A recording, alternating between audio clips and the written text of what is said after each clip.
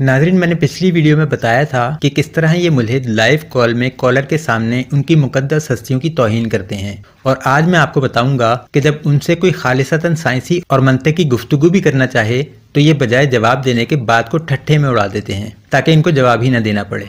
अब जो वीडियो मैं आपको दिखाने जा रहा हूँ उसमें बच्चे का सवाल बिल्कुल सही है कि इंसान इस दुनिया में कैसे आया। अब उस मुल्हिद को जवाब ये देना चाहिए था कि हम सब बंदर की औलाद हैं, या शायद बंदर के भी बाप की, लेकिन ये शर्मीले बहुत हैं। ये इर्तिका को मानते तो हैं लेकिन अपने आप को बंदर की औलाद तस्लीम करते वक्त इनको शर्म आ जाती है। जरा ये वीडियो देख लें, बल्कि सुन लें, फिर आगे बात करते हैं इंशाल्लाह।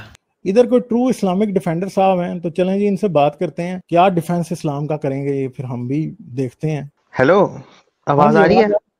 आ रही है जी आवाज। क्या हाल है जी आपके? जी मैं सही हूँ, आप सुनाए कैसे हैं? बस जी ठीक ठाक, आप सुनाएं। अच्छा ओके, सेकंड पॉइंट आप डिस्कस ये करते हैं कि कोई खुदा नहीं है। ओके, तो आपको किसने बनाया, कहाँ से आप आ गए? आप ये कहते हैं ओके मैं इस्लाम की बात करता हूँ, दूसरे लोगों को ये बता रहे हैं कोई खुदा नहीं है, ना एक खुदा तो दूर की बात, कोई खुदा ही नहीं है। तो आप कहाँ से आ गए दुनिया में? आपको किसने बनाया? अच्छा, यानी मुझे किसने बनाया? जी यार मेरे माँ बाप ने सेक्स किया, मैं पैदा हो गया। उनके माँ बाप ने किया था, वो पैदा हो गए थे। उनसे पिछलों ने किया था, वो पैदा हो गए थे। तो आखिर में तो क्रिएटर सेक्स हुआ ना।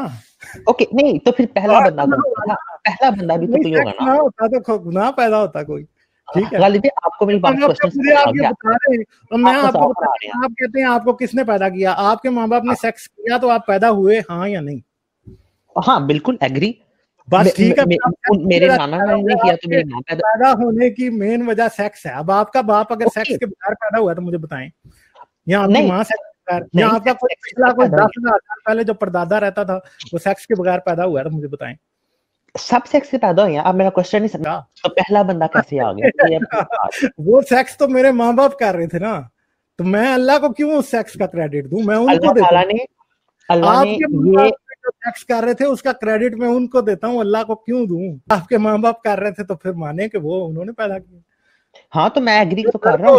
आप पैदा हो रहे थे तो जो दर्द हो रही थी वो आप कहाँ को हो रही थी?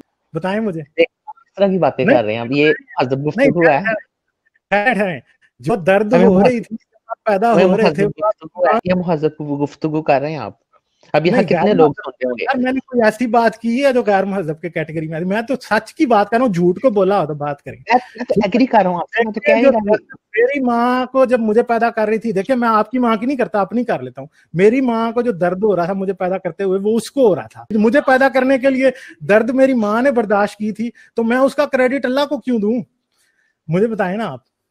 मैं तो नहीं देता, मैं तो अपनी माँ को ही दूंगा, उसने मुझे पैदा किया। ठीक है, और आपकी माँ को भी दूंगा। आपकी माँ की मैं बहुत रिस्पेक्ट करता हूँ और कभी किसी की माँ को मैं बुरा कहने का सोच भी नहीं सकता।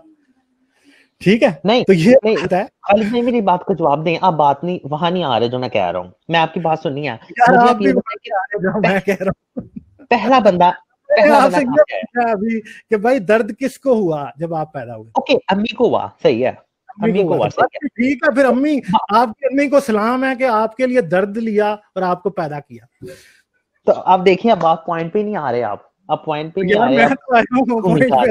रहे, मैं नहीं बताऊंगा। मैं आपको कह रहा हूँ कि पहला बंदा कहाँ से आया, मुझे इसका जवाब दे दें आप। आपको आपके पास जवाब नहीं है, मुझे आप बता दें पहला बंदा कहाँ से आया। मैं नहीं बताऊंगा।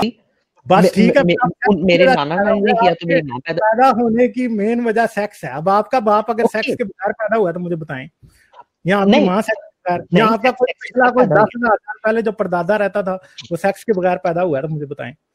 सब सेक्स से पैदा हुए हैं। अब मेरा क्वेश्चन नहीं समझ। जी मैं बता देता हूँ, मैं बताता हूँ कि कौन सा जानदार है जो बगैर सेक्स के पैदा हुआ है, और मैं इसको साइंस से साबित भी करूँगा। नाज़रीन, ये सवाल फेसबुक पर एक बार मेरे सामने आया था। एक मुल्हिदा खातून थी जिन्होंने बाद में अल्हम्दुलिल्लाह इस्लाम कबूल भी कर लिया था। उन्होंने मुझसे पूछा था कि कुरान कहता है कि हज़रत ईसा अलैहिस्सलाम बिन बाप के पैदा हो गए, जबकि हम जानते हैं कि बगैर बाप के नुत्फे के बच्चा पैदा नहीं होता।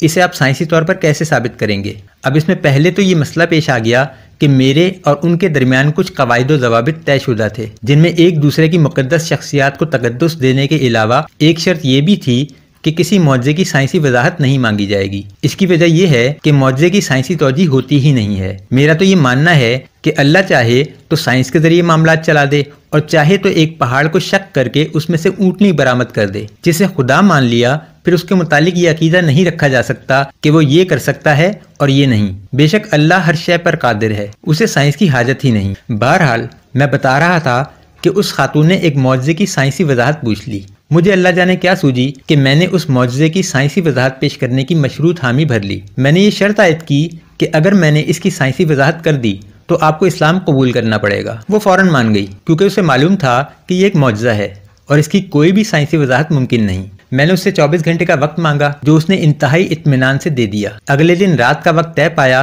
कि हम उस वक्त बात करेंगे। उस वक्त तक मुझे कुछ नहीं पता था कि मैं बगैर बाप के नुत्फे के बच्चा पैदा होने की क्या साइंसी वजाहत पेश करने वाला हूँ। सारी रात सोचते गुजर गई। अगला सारा दिन सोचता रहा, यहाँ तक कि शाम हो गई और मेरे पास कोई जवाब न था। रात को जब दोबारा गुफ्तगू शुरू हुई तो मैंने पहले उनसे कुछ सवालात पूछे, जो कुछ इस तरह थे। क्या ये सही है कि डार्विन की इर्तिकाई थ्योरी एक जरसूमे से शुरू हुई? उसने कहा जी हाँ, ये बिल्कुल सही है। फिर मैंने पूछा कि क्या ये भी सही है कि जरसूमे में जिनसी इख्तलात का कोई निज़ाम मौजूद नहीं होता, बल्कि वो अपने आप को तकसीम करते हैं? उसने कहा जी ये भी सही है।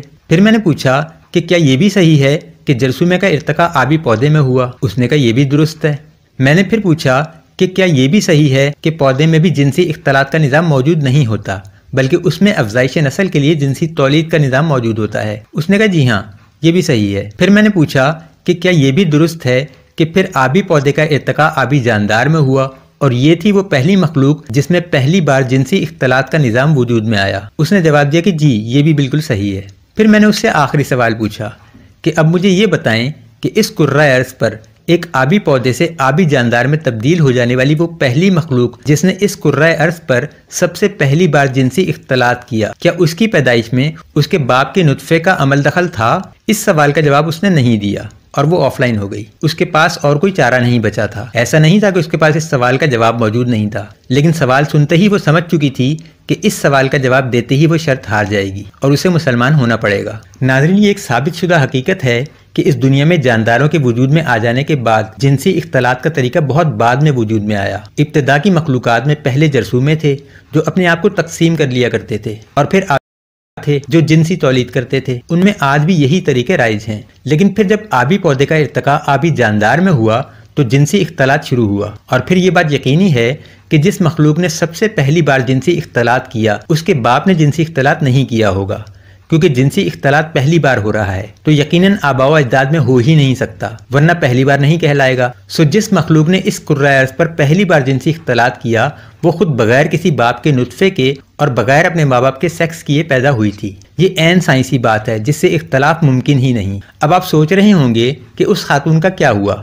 वो खातून 1 महीने तक ऑफलाइन रही, फिर 1 माह बाद दोबारा हमारे ग्रुप में आई तो बहाना बनाया कि कुछ घरेलू मसरूफियात थी। मैंने उनको शर्त याद दिलाई तो उन्होंने गोलमोल कर दिया। हमारे दरमियान एक तहजीब और इखलाक का रिश्ता कायम था, लिहाजा मैंने उन्हें ज्यादा परेशान करना मुनासिब न समझा। वैसे भी शर्तों पर या किसी को ट्रैप करके इस्लाम कबूल करवाना मुझे मायूब लग रहा था। इस वाक़े के 1.5 माह बाद मैंने सुबह उठकर फेसबुक खोली तो बिस्तर से उछल कर खड़ा हो गया। उस खातून की पोस्ट मेरे सामने थी और उसके अल्फाज पढ़कर मुझे अपनी आंखों पर यकीन नहीं आ रहा था। एक लंबी चौड़ी तहरीर थी जिसमें पछतावे थे, नदामत थी, एक माफ़ीनामा था जो अल्लाह के हुजूर पेश किया गया था। साफ नजर आ रहा था कि यह तहरीर आंसुओं की रोशनाई से लिखी गई है, लेकिन मेरी नजरें तहरीर के साथ मुंसलिक तस्वीर में जाकर अटक गई थीं, जिसमें बड़े बड़े हरूफ में लिखा था ला इलाहा इल्लल्लाह मुहम्मदुर रसूलुल्लाह, और नीचे हजारों की तादाद में मुबारकबाद के कमेंट्स थे।